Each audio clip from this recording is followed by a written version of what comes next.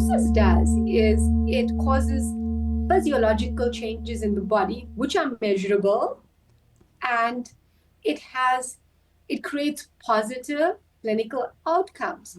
So the entry point may be psychological, but the effects are definitely physiological, observable, and measurable. I've observed it. So hypnosis works with physiology. It's not on the outside. And by this, I mean, you see changes in the autonomic nervous system. And these are measurable changes. You see a decrease in heart rate, a decrease in blood pressure. You see an increase in parasympathetic tone. You see a decrease in stress hormones like cortisol. And this state allows you to access your subconscious mind. And by doing so, we're able to change perception, emotions, sensations, and behaviors. Self-hypnosis, it's very empowering. And that's what I want to share and help my patients with, right? So, I mean, science and medicine is my core passion. I believe in it. I'm not saying this replaces it, but it's definitely a very, very useful complementary tool that can add. So whoever is watching this, getting it on the internet or from the website of the South African Institute of Hypnotism, welcome. Thank you very much. I am so excited about this topic about medicine meeting hypnosis. And we have this absolute fortune to have a medical doctor who recently qualified in hypnosis practices. And now here we can learn firsthand what that means to her. And maybe we have to rethink what healing could really mean. So warm welcome to you, Tascia. Thank you, Claudia. It's actually quite an honor and a privilege to be here. Thank you for inviting me. And for you to take the time out of your hectic schedule to agree to this interview, that's a real privilege, and I appreciate it. Maybe we should start. As a medical doctor, maybe you give us just a little bit of background, what kind of a doctor you are, for how long, and then what, of course, is of super interest. What made you consider hypnosis? Was this to enhance your medical practice, or was it completely for private reasons? How did that journey start? Okay, so I'll try and be brief. I'm a general practitioner, so I'm working in private practice, a family practice. I qualified a long time ago. I qualified in 2000. So I did my internship at Johannesburg General. I did my comm service in a little hospital in Carolina.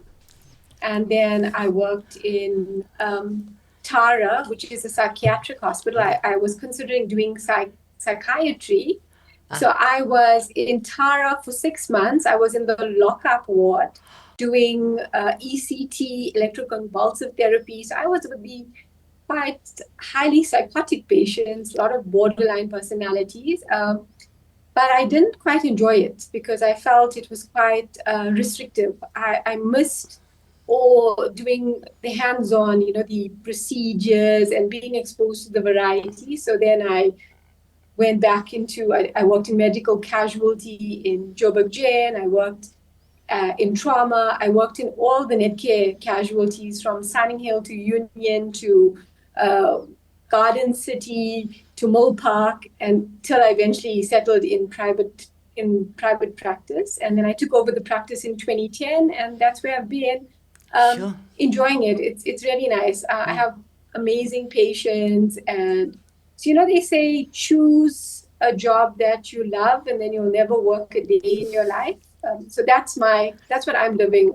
I feel like a little bit of a cheat because I don't feel like my job is work. So very few people can say that. So I think I'm quite blessed to have that. So that's where I am in terms of the medical. And you being a general practitioner, you see a whole wide variety of conditions. And then to get back to your question about how I got interested in hypnosis. So my interest started after reading the book Many Lives, Many Masters. And I've since read all the book in the series. So what really intrigued me was the fact that these patients had quite significant struggles.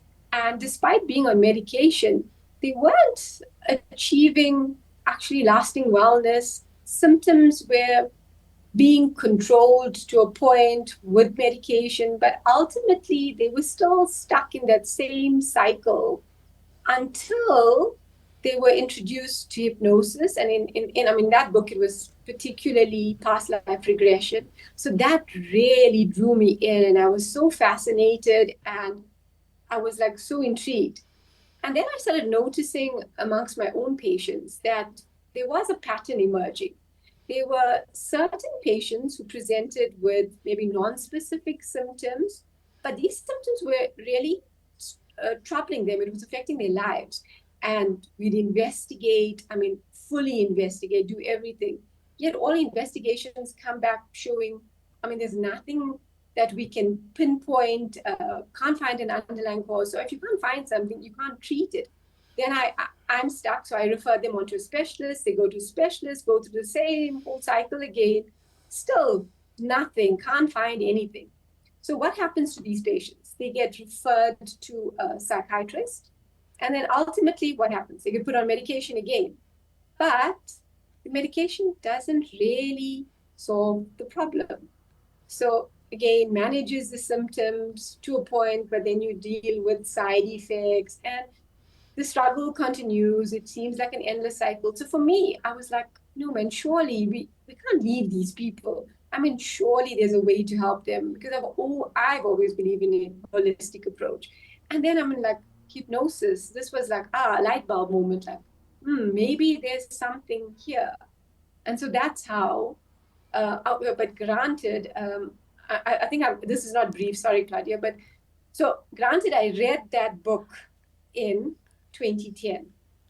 I only started the journey last year in 2025.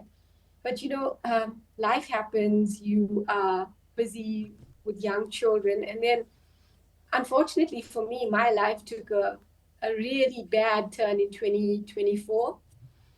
I had a devastating loss. I lost my husband unexpectedly. And I think I'll try not to get emotional. My sister gave me the last book to read, Only Love is Real. And she knew because she's a physiotherapist. So we always discussed hypnosis and how I'd like to implement it and add it to my practice. And she said to me, listen, I think this is the time. I think she knew I needed something. I needed to find more purpose. I needed something. So to be honest with you, Claudia, this course was like a lifeline for me. It helped me in my healing journey. So I think it's beneficial on personally and professionally. So yeah. So yeah, that's the story of it took me a long time to get here, but again, I think the universe works in mysterious ways and things happen when they're supposed to happen. So yeah, that's what led me to starting this course in the beginning of last year. So, and it's been a lifesaver for me. Thank you for that. Wow. And thank you for sharing such deeply personal matters. I'm sorry for your loss. Can't be easy. And now that you have added the knowledge of hypnosis practices in addition to your what sounds super intense medical history, if without looking at the textbooks of what you've learned, how would you define hypnosis with your medical background? So, I think the easiest way to define it is to, I feel like hypnosis is focused attention, deep relaxation, and a heightened suggestibility. And this state allows you to access your subconscious mind. And by doing so, we're able to change perception, emotions, sensations, and behaviors. So I think it's accessing that subconscious mind is the key, which can only be achieved through deep relaxation and focused concentration. Yeah, yeah, good. Thank you for that. So your desire to help your patients in a, if I may call it, in a bit more holistic way, other than with treatments or prescriptions or things like that. Has this materialized for you? Have you been able to include some of the techniques that you learned in hypnosis with your patients? Yeah, definitely. So I've done the Hypnomed course as well. So that was really amazing and mind blowing. So I obviously with doing case studies, I've had experience in doing hypnosis sessions with quite a few of my patients, and it's amazing that a lot of them are very open to it.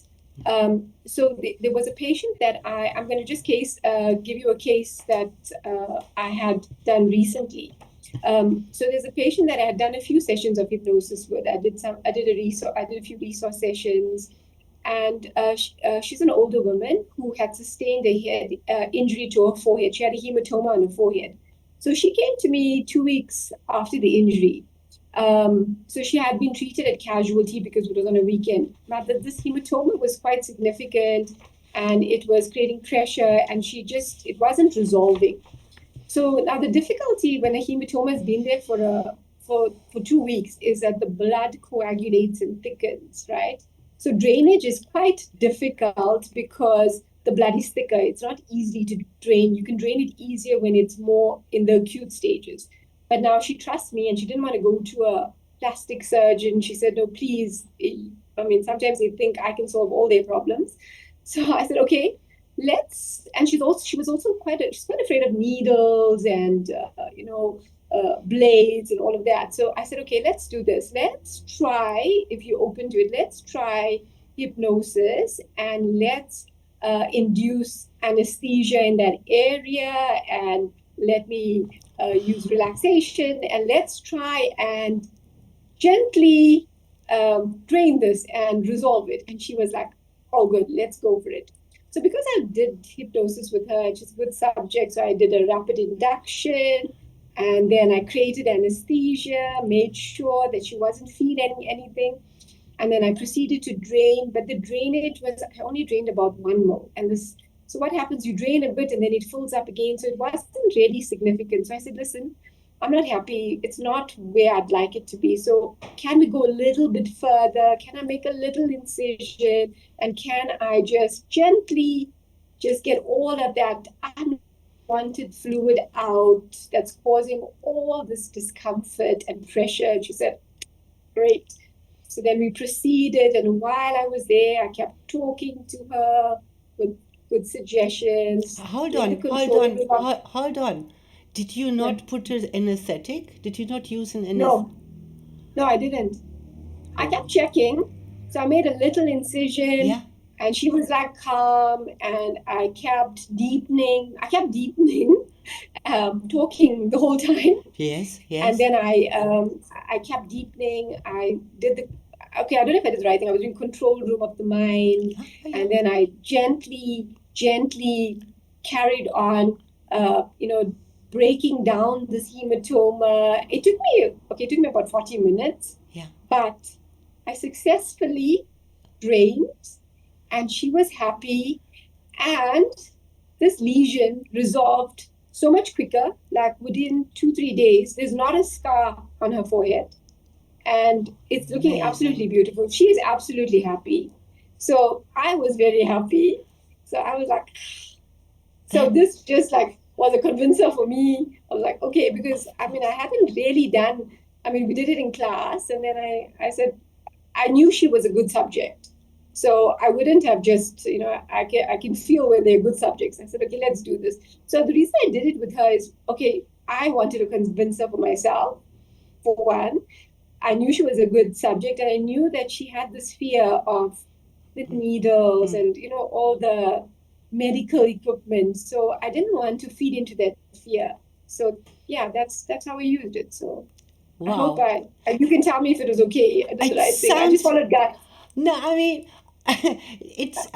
I love your bravery and your courage, because yes, we do practice during the courses, but I mean the proof is always in the pudding. And I had Exactly. and I have no medical background at all, and I have been invited on a few occasions for dental procedures, and once for, I don't know what the technical term is, a hysterectomy that wasn't done through a cut that went inside of her, and Yeah. I don't know Laparoscopically, yeah. what Yeah. you call that. And we also didn't use any anesthetic whatsoever. And when I tell these stories in class, the eyes of the students, they get bigger and bigger. It's almost unbelievable, isn't it? Yeah, and I think also, with me, yeah, I need proof, I need convincing. I mean, the stories are amazing, but there's always that little voice like, is it really true? So like it's a convincer, right? And yeah, I was brave because I was confident in also in my patient, and I knew how much he wanted it, right? Mm-hmm. So I think also that is, and also I think with the course also I think my instincts have gotten a lot stronger. Mm-hmm. So I could feel the energy, and I knew she wanted it so badly. So she wanting it so badly, and she trusting me, that was just a recipe for success, right? And at Mm-hmm. any point, if I kept checking, if any point she felt pain or discomfort, I would have given her anesthetic. Yeah. So, I mean, I was prepared. I kept checking, I kept checking. But she just said she felt so relaxed. She said, I'm so deeply relaxed. Are you done? Are you finished? I could sleep. I'm like, Yeah. okay, no, it's fine. You could sleep if you want to. It's all good. So it was really nice. I'm really, I actually submitted that as my HypnoMed case study. Yeah, So that's quite amazing. That's quite yeah, and I'm sure you have more of these stories, and maybe we have time for another one in a little while. yeah. Because this let's swap back to your personal experience. You just mentioned something that Mm, you said something like your senses are heightened because yeah. of the courses. What did you mean by that? I don't know. I feel like my intuition is stronger. I don't know. It might sound a little bit out there, but I just feel like I don't know. It's from my own having my own hypnosis sessions. I mean, we obviously in class there's a lot of group sessions. I've done uh, two sessions, and I've been personally doing. I mean, self hypnosis just to help myself, because I mean, life is never easy going. I need to regulate my nervous system. And I personally don't like using medication. Mm. So I tried my best to try and regulate myself. So, I mean, having uh, had done the self hypnosis, it's very empowering. And that's what I want to share and help my patients with, right? So, I mean, science and medicine is my core passion. I believe in it. I'm not saying this replaces it, but it's definitely a very, very useful complementary tool that can add a truly holistic approach to patient care, to people's well-being. And I feel like it's so empowering. I mean, if you can empower an individual, they'll also feel more in control of their own body and their own symptoms, and that itself will decrease the stress response. you know so I think with that, so getting back to you saying, I think maybe with doing my own self hypnosis, I think I'm accessing my subconscious mind uh, more. What's the word? More fully. Uh, yeah, more fully, and I'm doing a better job of accessing my subconscious mind. You I have know, more access. while you say this, um, something came up for me. It is when we do the courses and we learn about the powers of the subconscious mind. I don't I don't think that no, let me let me say that the other way around. The subconscious mind is always there and it's always Mm, available with all its qualities, right? mm, But we're living in a culture, we're living in a society where our logic and our analytical mind, our conscious mind, is given absolute priority. And mm, you have been for a very long time also in a field that is very dominantly using the mm, conscious mind, logic, mm, analysis, mm, and things like mm, that. So, mm, what I think is, and that's also super valuable. Nobody is dismissing the mm, conscious and the logic and the analysis.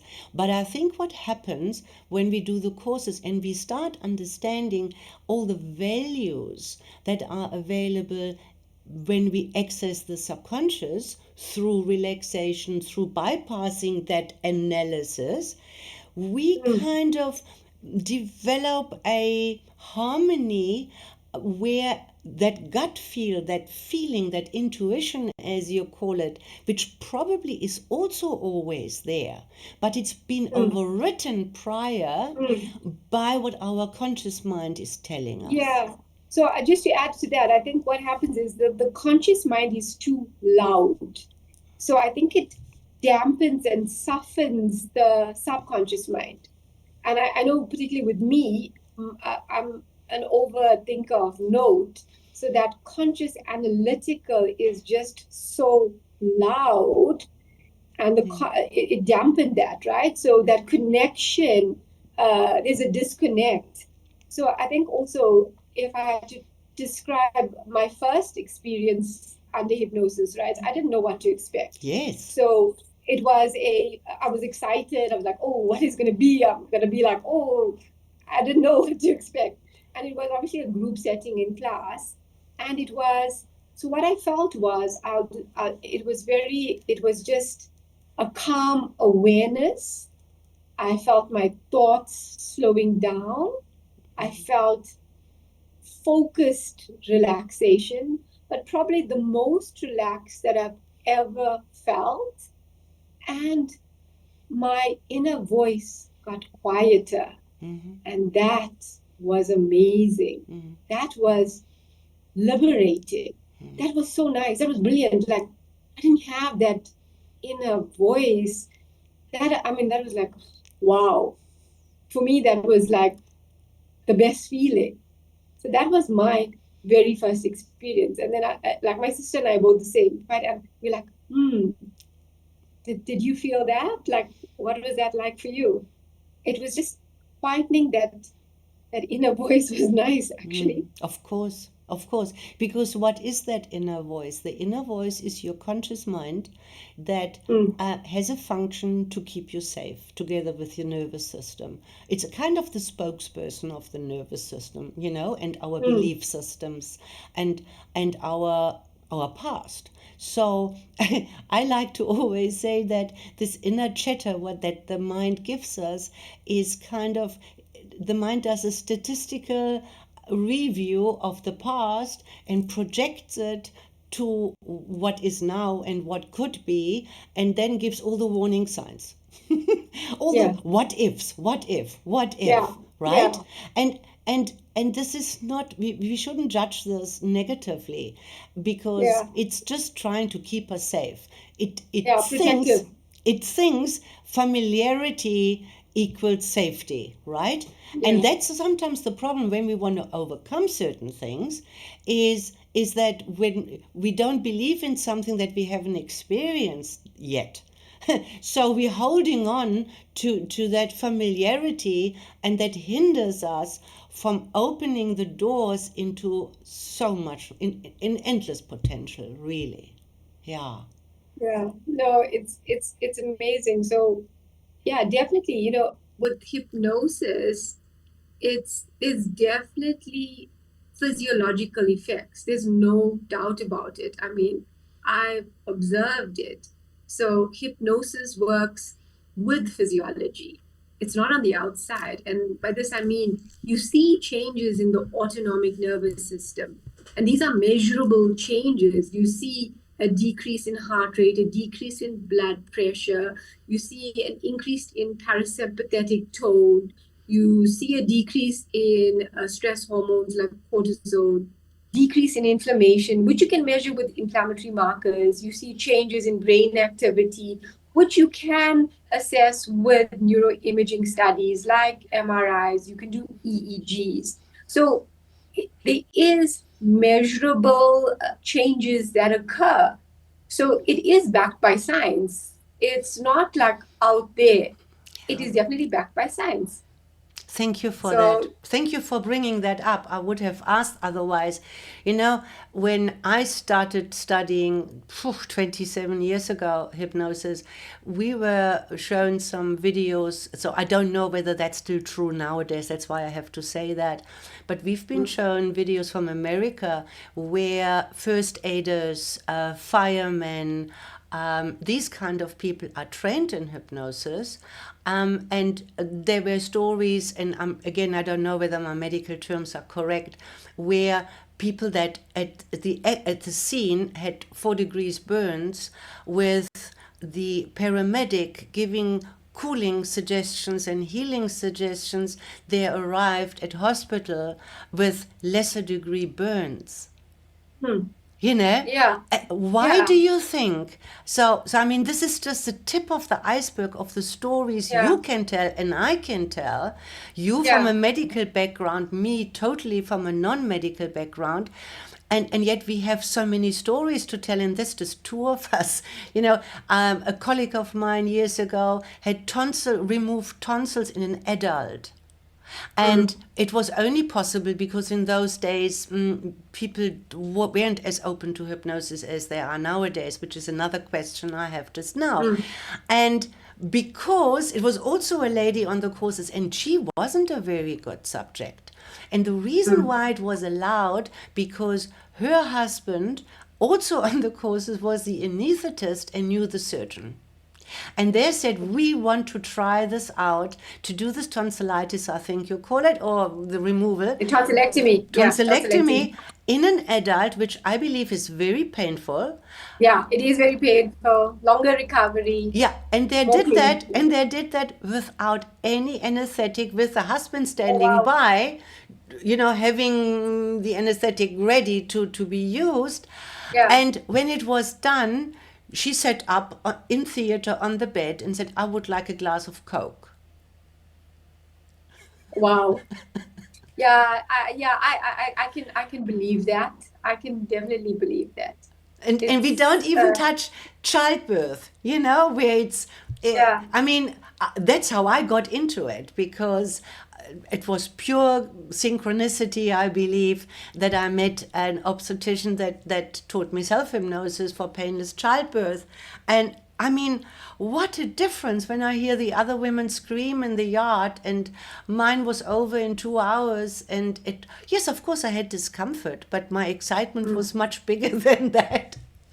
Yeah, so tell me now we're talking terms sometimes that are, yeah, bordering a little bit out there, you know, subconscious mind and Mm. intuition and all these things. Yeah, yeah, When you yeah. speak to colleagues, or maybe even for yourself, Mm. has this challenged some of your strictly medical or scientific beliefs?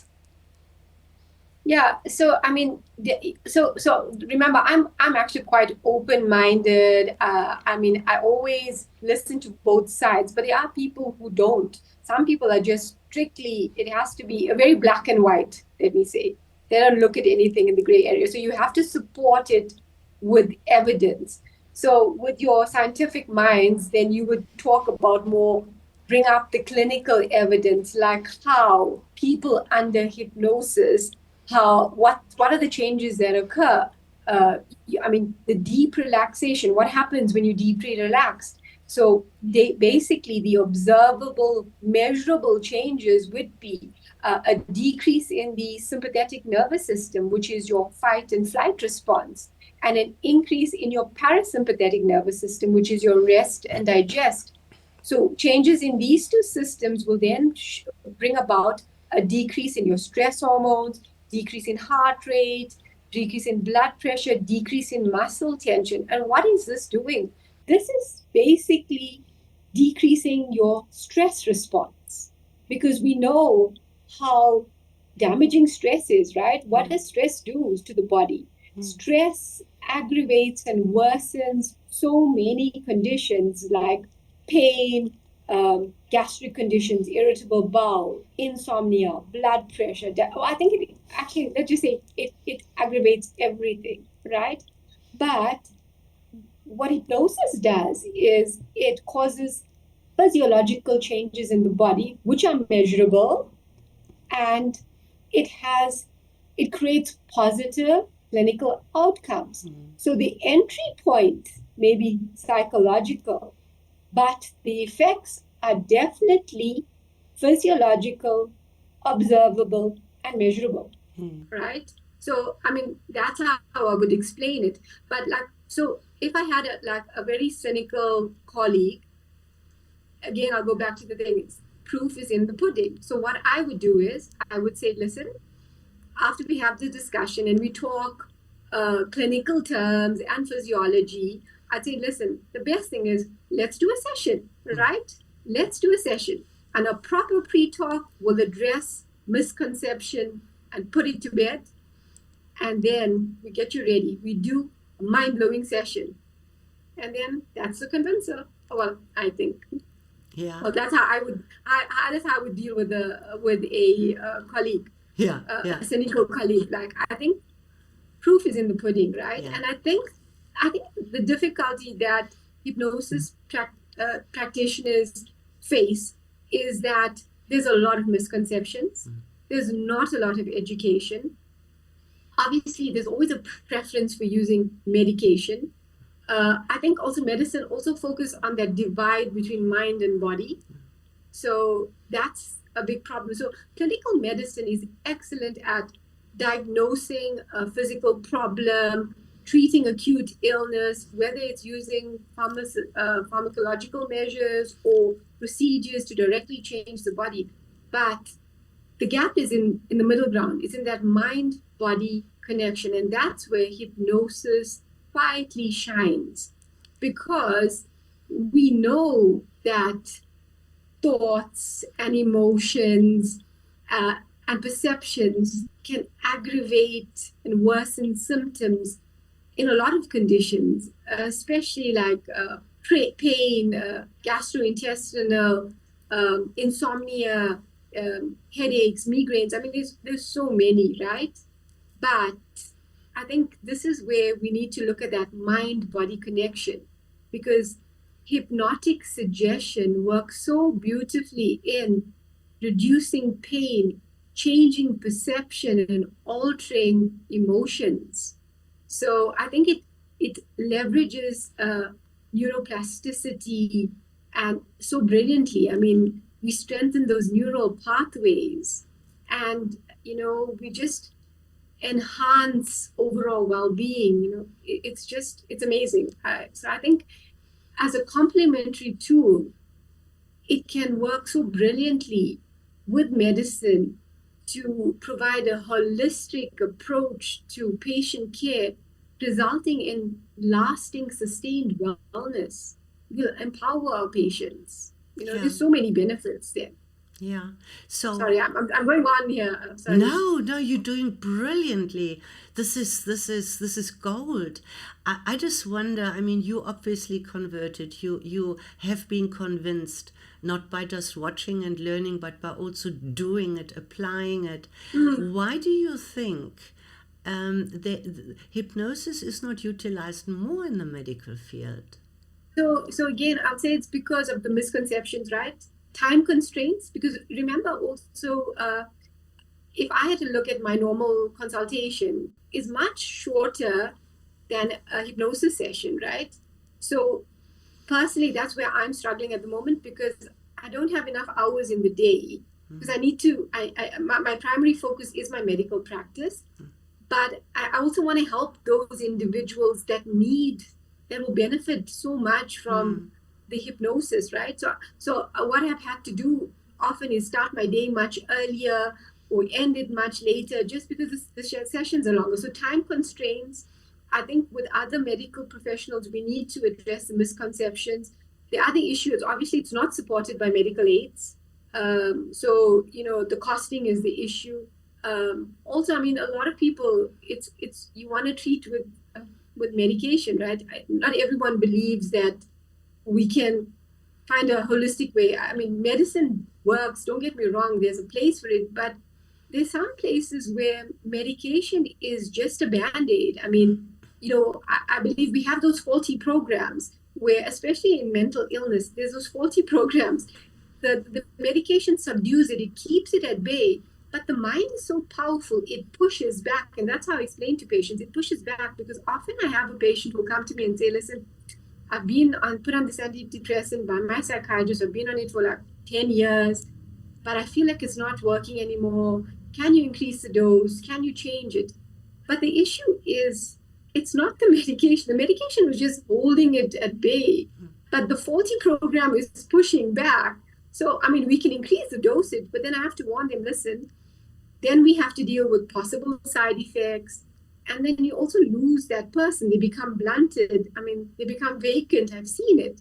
So for me, how do I help you where we don't lose the essence of who you truly are? Because, I mean, we are human beings. You can't lose that essence. You can't become a robot. So for me, as a complementary tool, I'm not saying we're stopping medication, but instead of increasing the dosage, how can I help you? Yeah. Now, there's an underlying issue. If we can, so no one gets to the underlying issue. If we can identify the underlying issue, and if we can release it and we can deal with it, we can move on, we can move forward, right? We can heal. But there's no true healing with just medicating and suppressing.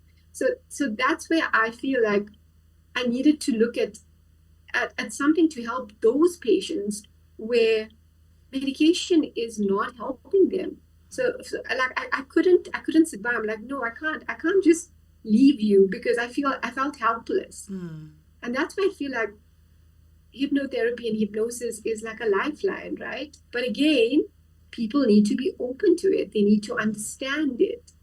There's too many misconceptions, Claudia. There still is too many misconceptions. Yeah, but what you're doing here right now, what we're doing with having this interview, we're giving our contribution to dispel these misconceptions, that it is a down-to-earth practice or modality that works beautiful as complementary in addition to medical treatments.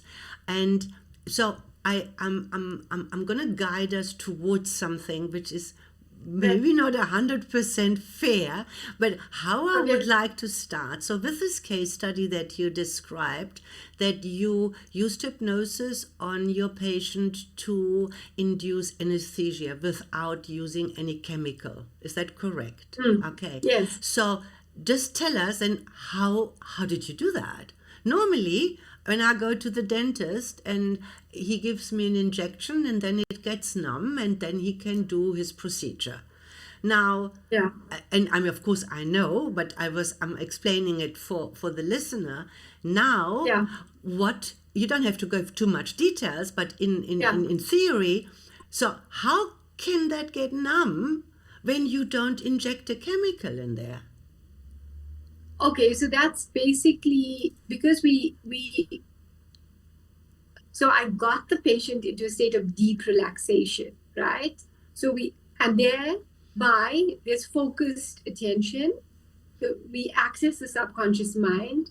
And then when you access the subconscious mind, you're now changing perception. Yes. So you're changing perception. How do you do that? How do you change? The sensation.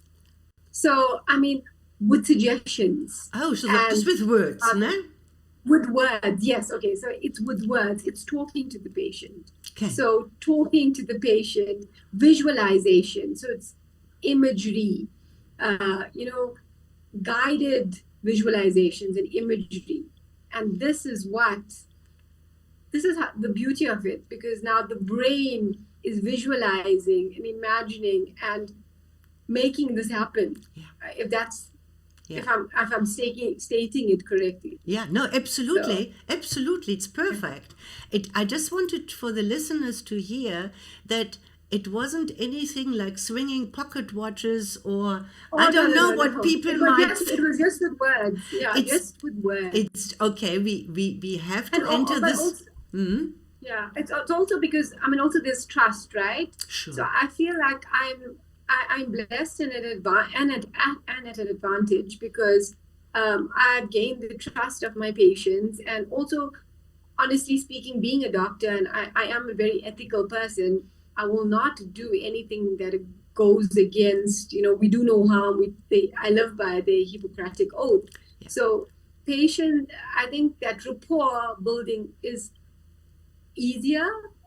I don't know if I'm No, absolutely. overstepping. Yeah, it's easier, right? So that for me, I think is an advantage because the trust is there. It doesn't. It doesn't take a lot. Like rapport, I already have the rapport. Yeah. So I can. So patients, when I discuss hypnosis with them and therapy, they're so open to it. So they want to try. They're excited about it. So hopefully, I am converting and spreading the word. It would be nice. It would be nice because I have had a lot of access to dentists because hypnotherapy is very known in dental procedures and so many adjoining fields like bruxism or grinding and Yes, you know yes. fear of needles, plain Yeah. relaxation because people go in a flat spin when they just hear the word dentist or whatever, Yes. But I just want Yeah. I want to take this a step further, this little journey about just using words, which you just explained to us in this particular patient has led to her having an area of her face anesthetized so that you could Yeah. actually make an incision, and she still felt completely relaxed on the Yeah. verge Yeah. of falling asleep. That's what you said Yeah. to us, no? Yeah. So She was, now, these power of these words, given all the scenario, the rapport and the trust, that's all established, let's say, and medical treatment. I mean, that's one of the things we are really strong on in our training. We are not replacing medical treatments whatsoever. We are the non-medical branch of those, so we don't diagnose, we don't prescribe, we don't treat, and our preference is always that whoever comes to us with a medical condition or a psychological condition, that they rather are in proper healthcare, under proper healthcare before we actually start working with them. But then we have the time because we're not pushed by having all these patients lined up, and we just do that and then we can help. So now here comes the story. Now let's say now, and this is true, and there is an 8-year-old girl that was diagnosed. 8-year-old girl, eight. Yeah. that was diagnosed with diabetes, and this is a shock to the family. You can imagine, right? Apparently, it's not genetic. The doctors don't really know why, and they had a name for it when it's not full on yet, but it's coming, and she now needs to learn how to adjust her life in accordance and probably take medication for the rest of her life. And I just wonder, and this is hypothetical, we're not saying this is working for this particular person, but as a hypothetical kind of idea, because I had an experience with a male who had diabetes for 10 years. He had to inject, whenever he was ingesting food, he would scan his food and ingest insulin to counteract whatever the body couldn't do by itself. And we only did one session, and as you said, it's only words, right? Mm. And I don't want to go into details, I don't want to take the focus away from you. But what happened was that the following 2 days, because we appealed with our words, whether those cells that are in charge to produce insulin, whether they wouldn't be willing to re-look at how much the body need and how much they produce, and whether it wouldn't be at all possible to bring a bit more harmony naturally into it. So it was very gentle words, right? And for 2 days thereafter, he misjudged the amount of insulin he injected. Luckily, in the safe, within a safe area, but he injected too much, which leads me to believe that his body, even though it was 10 years after the onset, it looks like started producing a little bit more insulin than it did before. So having said So that, it responded. and having that experience, in theory, pure theory, do you think, provided the client is ready and all the circumstances are perfect, that words could, in addition to the medical treatment, be helpful for such a young patient with being diagnosed? So I'll be honest with you. I haven't had any experience with with children and hypnosis as yet. Oh, they're so easy. They're much easier as any adult. I heard that they're very easy, but I mean, if we can use hypnosis, I mean, to assist to changing the nature or the progression of the disease, then it would be brilliant, because it means so many advantages for that child. I mean, if we can decrease medication, even to a point where it's minimal, then I mean, how life-changing would that be? Just decreasing the amount of medication, that leads to there's added benefits, because then decrease side effects, decrease cost, decrease hospital stays. So it's like a chain reaction that we'll see just by reducing one thing. In this scenario, we're talking about medication. So if we could do that, then it's going to be brilliant. So there's so many added benefits there. Yeah. So, yeah. Thank you for that. Yeah, children up to a certain age, and 8 is kind of on the verge where this mind, this analytical mind of ours kind of starts to take over. And before it takes over, that's why so many of our issues stem from childhood. Because we just simply absorb everything, good or bad or indifferent, and we absorb belief systems that then run the show and run our lives, and we are oblivious to them because consciously we don't remember that, but they're all sitting in the subconscious mind. So I also think if the child and the parents and everybody is willing and so on, it would definitely be something that I wouldn't rule out to try at least, huh? Yeah, exactly. Because as you said, as long as it's controlled, as long as there's still the medical part, it doesn't hurt. I mean, you're not taking medication away, but you're testing to see what the control would be like. So yeah, definitely, because you're not advising to withdraw medication or decrease medication, but you're saying as an add-on, as a complementary tool, definitely, I would support it wholeheartedly. Good to hear that.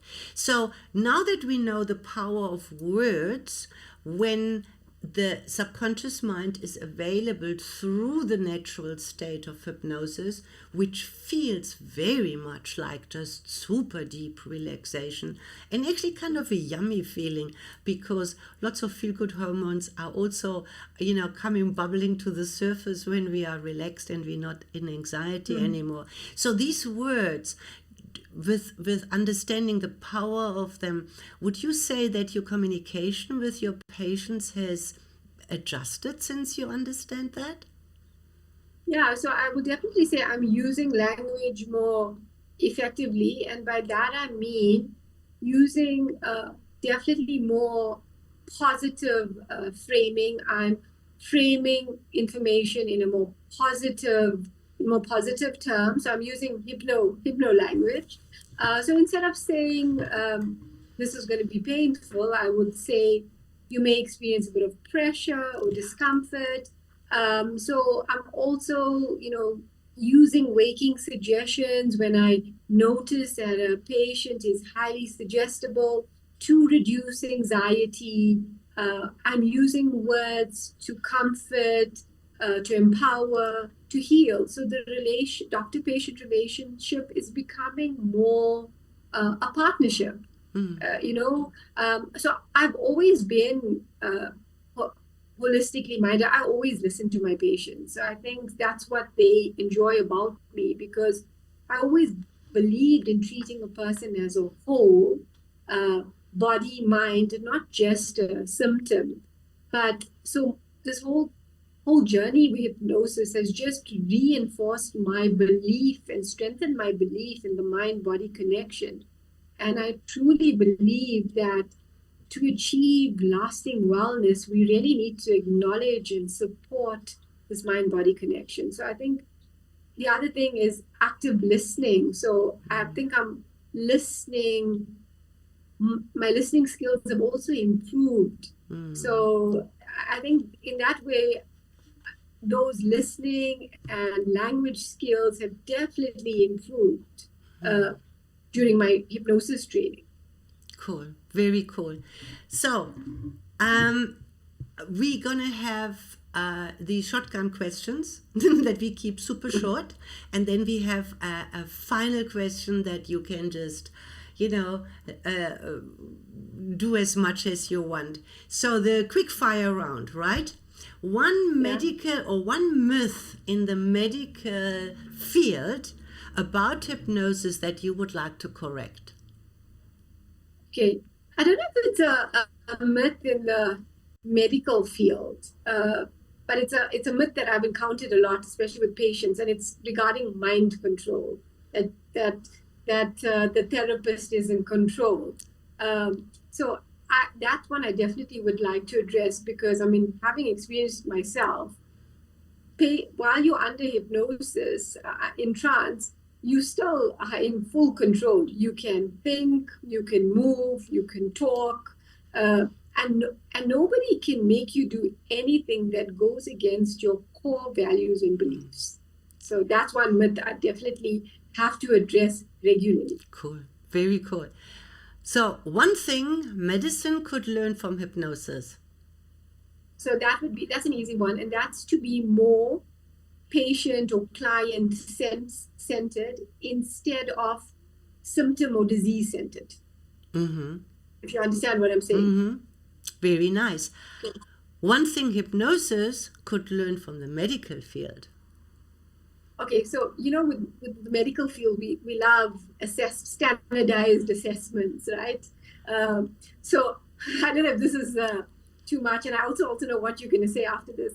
It would be nice to have a standardized assessment to see how hypnotizable an individual is.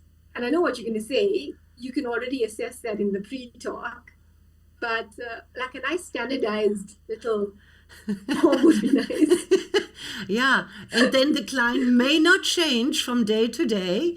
Their psychological state has to be exactly the same, so that they're not deviating from the tick boxes. And medicine likes standardized assessments, eh? Yeah, I don't think I remember I went for a flight medical, and the doctor took my blood pressure many years ago, and I knew that all my life I had a low blood pressure and it was slightly elevated, and he said to me that just being in a doctor's office can sometimes raise the blood pressure.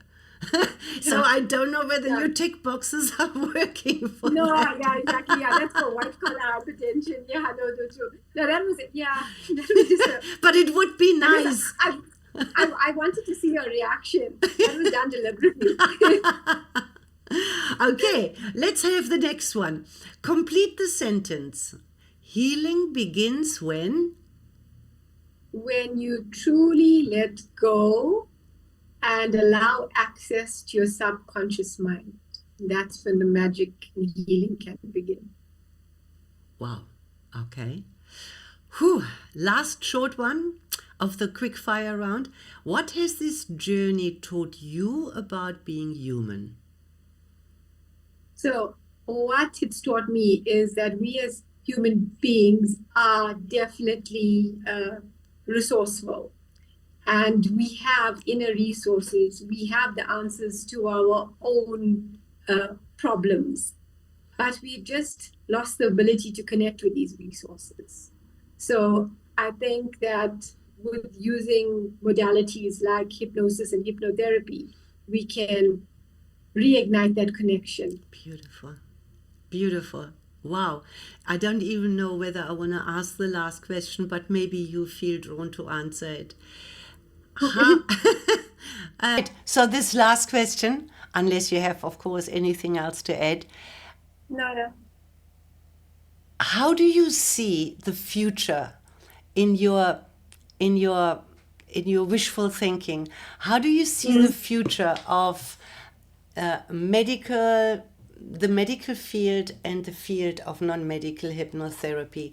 how how would you like to see them move forward, if together, in what way? I would like to see them move forward together, like conventional medicine using or asking non-medical hypnotherapists to act as a complementary tool in helping patients, individuals, so that we can have a holistic approach to healing, because I believe that we do really need to get to the root cause.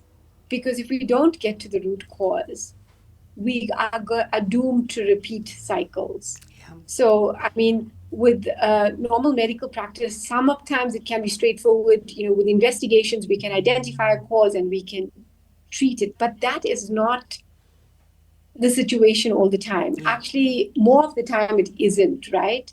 So, for those individuals where we're struggling to identify a root cause, I don't think we should just push them aside to the psychiatrist and say, okay, it's your problem now, and then it's more medical. I think we need to take assistance of, the complementary services like hypnotherapy and mind-based interventions, and use them together so that we can achieve true, wellness for our patients Yeah. and for people. Yeah. Yeah, I definitely work together. I was just reflecting over our time together here now, and I think if I would look at it from a listener's point of view who doesn't know hypnosis so well, maybe what they would like to hear is um, there is no guarantee in your answer, and the people must understand that. But however you want to answer that, what kind of conditions or symptoms, in your opinion, where would you like either yourself as a hypnotherapist, or asking a patient maybe go somebody to another hypnotherapist, or however, what kind of symptoms, maybe more in an umbrella kind of, it's up to you how you say that, Yeah. what kind of symptoms or diagnoses would you say, there is definitely hypnosis something that comes up on my radar and that's something to consider? Okay, so I would say definitely where there's an overlap between psychological and physical symptoms. And that you will see in conditions like obviously chronic pain, gastrointestinal conditions like irritable bowel syndrome. There's a big uh, anxiety trigger there. Skin conditions like your eczema, your dermatitis, insomnia. Insomnia is a big one. And can I tell you, I just dislike using benzos and sleeping tablets because it is not helping our patients. Actually, it's long-term use is more damaging. So, and there's so many other conditions, fibromyalgia. There's a lot because there's an overlap, but if you look at it, there's an overlap in a lot of conditions. So definitely where there's an overlap between psychological and physical. Yeah. So Yeah, I wonder whether, um, uh, the broad public has an awareness. I can see it often, even in the classroom with students of hypnotherapy, when I'm pointing out that overlap from the psychological aspect into the physiological, into the body. In the beginning, many of them are a little bit disbelieving, and only when we touch this in class, when we explain to the layman in layman terms, how does that how does that arrive as a symptom in the body, does that actually become clear? So I don't know whether the public at large is actually aware of the mm. possible huge psychological impact on their symptoms. Would you say that's so? So yeah, I agree, and I feel like the awareness is rising though, because Yeah. I mean amongst patients, when we discuss, and I don't know about everyone else. I can't speak about everyone, but when I am with my patient, we have a discussion. So when I am treating them and I discuss my findings, I discuss what's going on in their body. I explain to them, and then when I prescribe medication, I explain what I'm prescribing, what it is doing, why I'm giving it to them. And the reason I do this, because I feel like if you understand why you're taking this medication, what it's doing in your body, you're going to be more compliant, right? Absolutely. And so with me, communication has always been at the forefront, right? So now when I talk to patients, I find patients are realizing, because I also explain to them what stress does, how stress affects the body, and it increases those stress hormones, and then how that impacts on other body systems and causes like a chain reaction, and then triggers inflammation, and what inflammation does, but in simple terms, nothing hectic, because Sure. they need to understand. So I do agree with you, but I also feel that there is an increasing awareness now on the effects of stress on the body. And I think people are becoming more mindful. Hey, I feel that there's a definite shift, which is a Beautiful. good thing. It's a good Which is, thing. yeah, it's a good thing. We need, so the thing is, over the last 2 years, I mean, I've personally been through a lot, and I've questioned everything. And I think my core question was, what is my purpose, right? And I know, I always tell people, I know I'm living my purpose, but I feel like there is definitely more that I should be doing. And I felt a very strong, this is not medical or anything, I just felt a very strong pull toward this modality. I felt like this was something I needed to do, and I'm slowly piecing it together, and I feel like, yeah, there's a reason I needed to do this.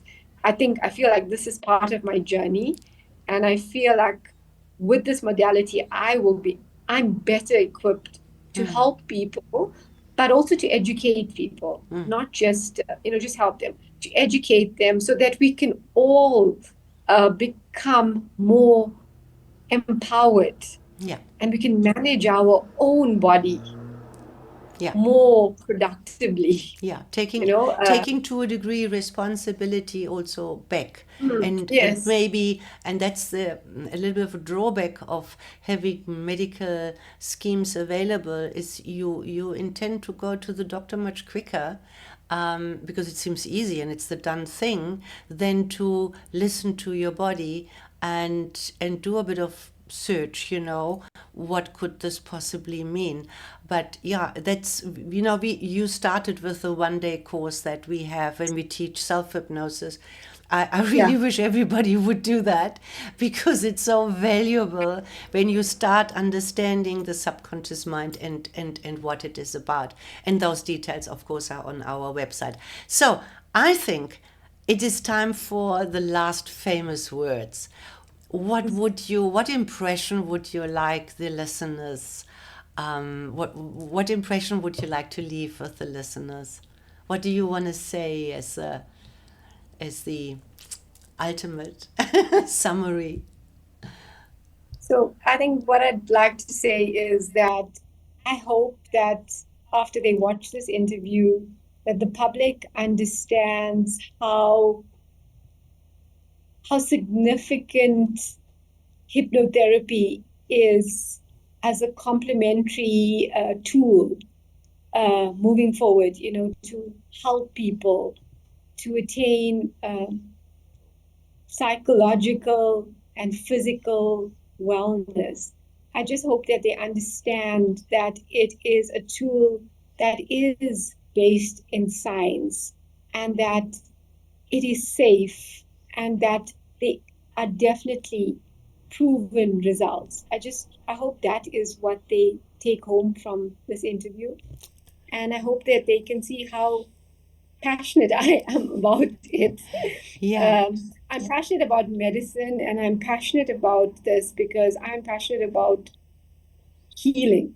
yeah, So I hope that's what they get from this. very beautiful.